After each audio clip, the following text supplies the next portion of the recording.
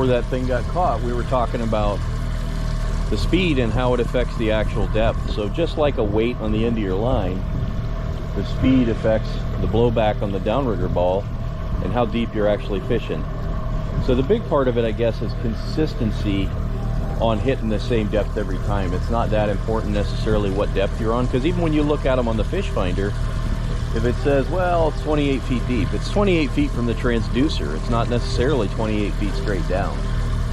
So you got all these angles and stuff that come into play, reading the fish finder, working with weights or downrigger balls, any of that stuff.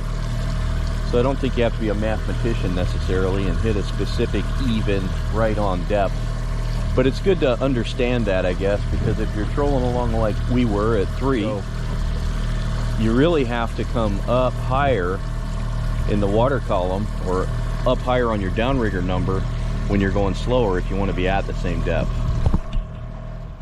Hi everybody, welcome back to Gig Harbor Fishing Club. Obviously we're not on the water today, we're in my yard, and hopefully the dogs won't give us too much of a fit. They're over there scrapping about and being dogs. We wanted to talk today briefly about downrigger blowback, particularly about how the blowback changes at speed and maintaining a consistent depth. So there's a couple basic things to think about with the downrigger. Number one is, I really don't care if the fish are 25 feet or 250 feet.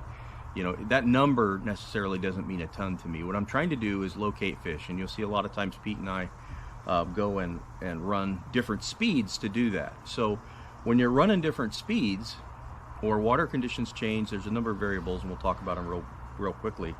But all of that can impact the amount of blowback in the water on the downrigger. And by blowback, I mean the difference between where the downrigger line is going down and the vertical plane, right?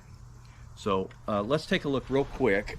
I'm not good at drawing, so I'll warn you right up front. I'm pretty good at mechanical drawing, not so much freehand drawing, so I'm going to cheat and use a little bit of a square edge here. So let's call that our vertical line right there, right? Here's the angle of our downrigger, just a basic triangle. You don't need to know a ton of math to do all this stuff. Even the math we're going to talk about, there's just a couple basic numbers that if you recall the basic numbers, it'll help you calculate a little bit closer and hit consistent depths at different speeds. So assume this is our water up here, you know, right here where we hit the water. In any triangle, right triangle, this is called the hypotenuse. It's the long side. Everybody knows that, I suspect. And there's a function in here. Let's call that angle theta. And the cosine of theta actually indicates the difference between, it's a relationship between this side and this side here. So this vertical depth is what we're actually trying to achieve or think about, because that one never changes in the water. That's a hypothetical line that just goes straight down under the boat from our downrigger. This one will vary, right? So in a perfect world, if I'm in completely still water, the boat's not moving, both these lines are the same.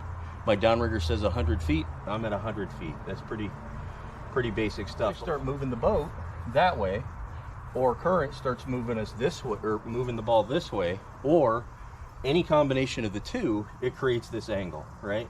So what basic angles do we tend to run into here?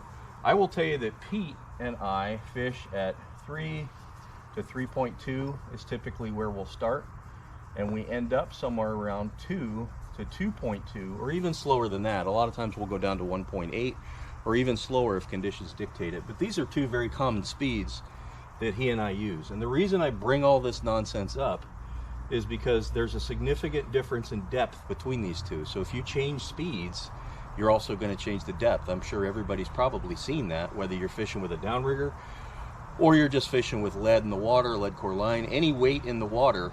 As you go faster, it tends to go up higher in the water. As you slow down, it tends to go lower. If you make a turn, one side of the boat will go down, the inside of the turn. One side of the boat will come up, the outside of the turn, because the lines are moving at different speeds. So that's the concept we're looking at here. So I will tell you, at this speed, at 60 to 100 feet, it's very easy to achieve a 45-degree angle here. I think we saw it last week at Rife Lake. We were pretty close to 45 feet. As you slow down, those angles get less and less pronounced, and a more common angle might be, if you're deep, let's say 30 degrees. And the reason I mention those two is because those are the key ones that I look at.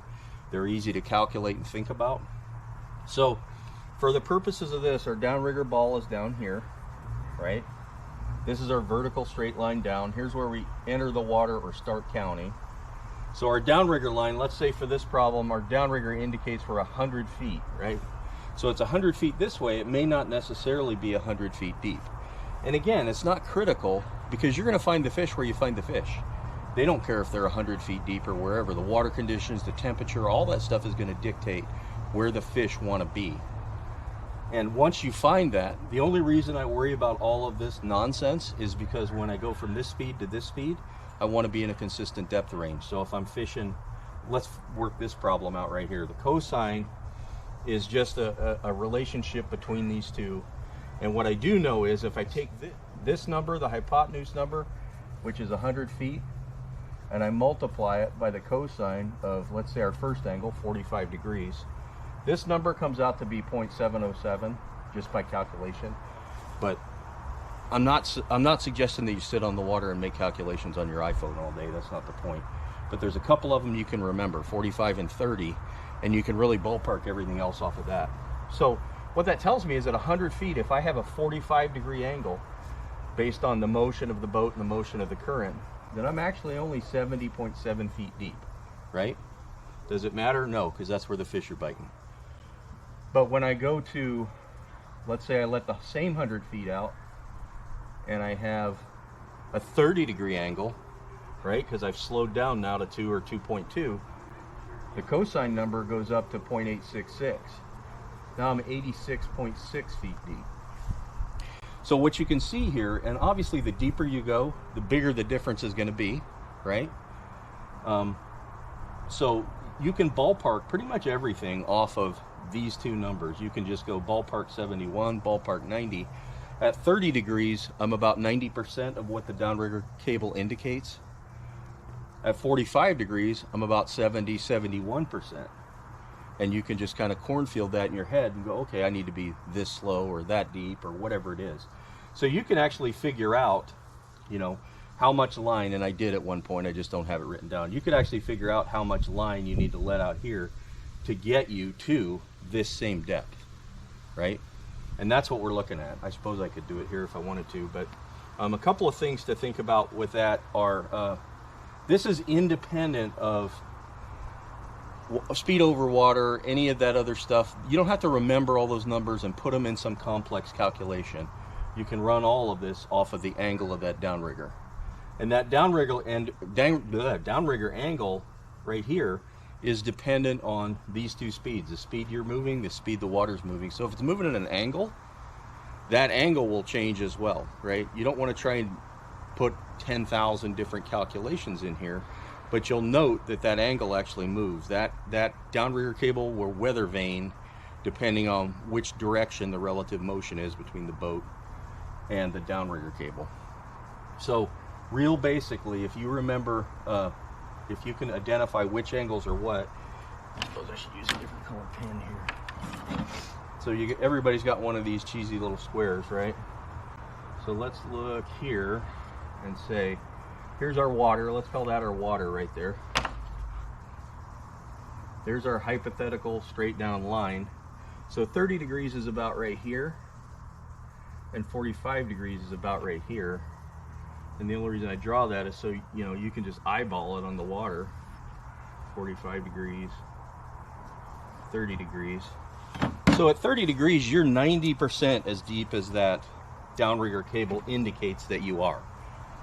So as you get closer to this, that number goes up and up and approaches 1. So I would say if you're less than 30 degrees, you're pretty close. So if you were at, say, 25 degrees and you slowed down and now you went to 15 degrees, the closer you get to vertical, straight up and down, the less this depth changes.